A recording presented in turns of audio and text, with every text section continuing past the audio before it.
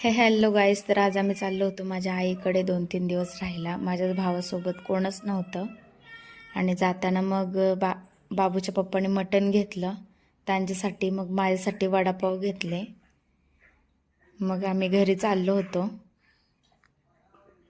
घरी गेल्यानंतर मग मी पहिलं गरमागरम एक वडापाव खाल्ला. बाबूच्या पप्पांनी मटणची तयारी करायला घेतली. मग ते मटण करत होते. मटण करताना वडापाव पण खात होते. मग ते बोलले मला मसाले वगैरे काहीतरी काढून दे. मग मी त्यांना थोडीशी हेल्प करत होते. बाबू नुसतं त्रास देत होता. दरवाजा उघडायचा, पसारा करायचा. मग बाबूला त्याच्या मामाकडे दिलं थोडंसं. मग नंतर आम्ही लगेच जेवायला वगैरे घेतलं.